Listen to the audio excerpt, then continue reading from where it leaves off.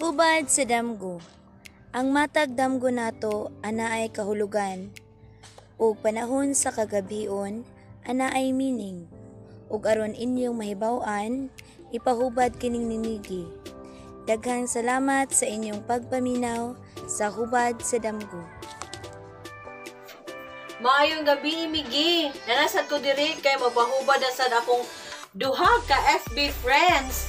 Ang una kay si Albert Calago. Ang ikaduha kay si Ma'am Juliana Varona. Ang una, Migi, kay si Albert Calago. Si Albert Calago daw sa iyang damgo, nang harvest daw kuno siya sa iyang mga kamatis. Na kuno'y hinog, nasad kuno'y hilaw. Unya iya kuno ning gibutang sa balde ang iyaha mga hinarvest. O pagtanaw niya, paglingi niya sa kilid, Migi, kay nakita siya mga punuan nga ang mga kamatis na nga larag na. O nakamata siya, Migi. Unsa kuno'y hubad, ana? Isa ang iyahang damgo nga ng harvest yag mga kamatis. Good news na siya. Unya, maayong balita ha, kay basta bisag unsa nga mga butang basta ng harvest kana nagyoy good news, maayong balita. Unya kay nagpakita man niya ang baldi, ana ay nasina diha kaniya, og ana ay nagplastikan diha sa iyaha. O pag-amping lang ampo nga ipaiway sa mga kadautan, kay once na masina nato mangita jud paagi ang tao.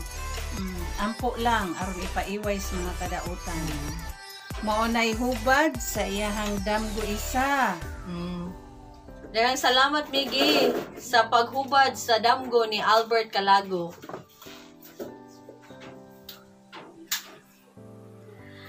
Ang ikaduhang damgo, Migi, kay ka Ma'am Juliana Varona. Ang damgo kuno, Migi, kay namista daw kuno ang iyahang nanay ug si Hisa. Unya, pag-adto nila, yana daw kuno si Nanay Apolonia nga hagbay rang namatay nga Hisa, kuha sa dito cellophane kay magsulutag sudan kay naapay nagpaabot dito sa pikas balay kay wala pa kakaon si Notoni. Kana si Notoni, Migi, kay hagbay ra sad siyang namatay.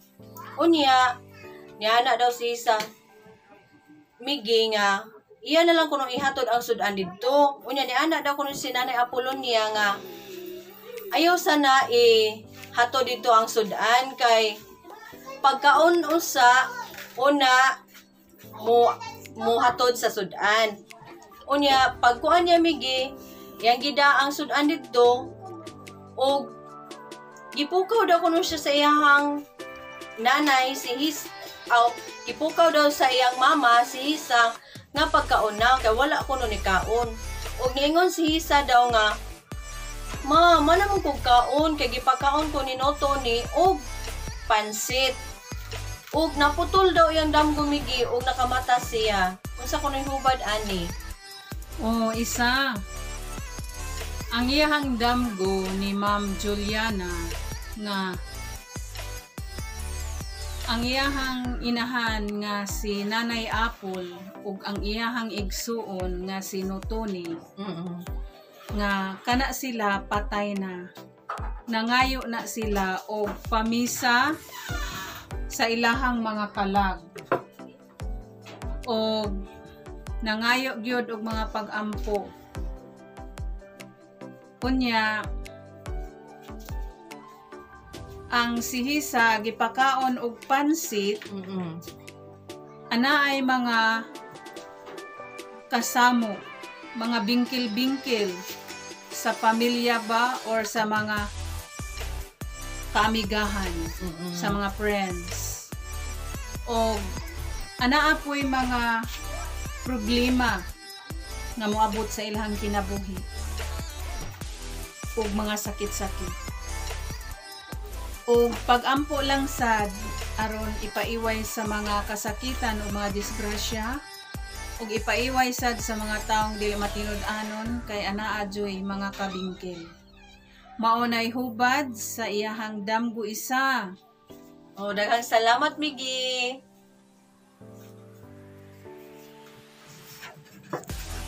Maayong gabi, Miggy. Nanasad ko din sa si Chewbacca kay magpahupad ko sa akong damgo. Ug damgo sa akong amiga. Sa akong FB friend nga si Angel. First, Miggy, ang ako sa damgo. Ang una na akong damgo, Miggy, kay nakita din ako si Angelica Panganiban nga maghikog daw kuno siya, mulayat daw kuno siya sa dagat. Kay dako kuno kay ang problema. Unya na ko, ala kagwapa niya nya mula iya ra sayangan ang iyang kagwapa. Unya Miggy, ako na siyang gibiyaan dito Miggy og nilakaw ko. Dito na ko sa ka forest. Ko, ala kadaghan ba ni lansunis uy pero unusual ang iyang pagka lansunis kay dagko kay siya nga lusok sa lansunis. Unya arag yung daghanag zoom. So nakuan ko kay ay basin tamis kay ni kay basta daghan biag zoom Miggy tamis man kuno na so pagtilaw na ko dili siya tamis kaayo di sa jaslom so nara sa tunga-tunga Miggy ang iyang kalami. So mao to Miggy sige jud kog kaon og nakamata ko Miggy. Paliw kog hubad Miggy. O isa maayong gabi ug daghang salamat sa imuhang pagnganhi sa ako ang balay. Kung imuhang damgo nga nilayat si Angelica, mulayat si Angelica nga kagwapa ni Diya mag Angelica kuan siya. Panganiban. Ana ay mga sakit-sakit nga mudangat diha kanimo. Naglantaw ka sa dagat. Ana ay mga problema ug mga kabalaka diha kanimo. Unya, ampo lang gyud ga magyutay mahimo ang ato ra jung katapat maora ang pag-ampo. Unya, nagkaon ka og lansunis nga wala ka timaho nga tamis ba or aslom ba? Aw na feel Miggy kay kanang more sakto ra siya. Di siya tamis, di siya aslom. Kana siya ana ay mga kabalaka. Unya nagpakita man ang artista. Ana ay mga kasulbaran sa mga problema. Basta magdamgo ganita bisag kinsang artista ha kana ana ginay maayong balita. Mao nay hubad sa imuhang damgo isa diha sa Kudlan, Cebu. Unya Miggy, ang ako ikaduha nga damgo Miggy kay nag-CR daw kuno sa akong arenola nga pink. Pag CR na ko Miggy, pagtanaw na ko sa akong hugaw, arang mang kalata sa akong hugaw. Unya na ako. Ni, kalahin sa akong hugaw, pero yung lata O, ako daw ko nung gisawilik ang akong hugaw Miggy. O, nakamata ko.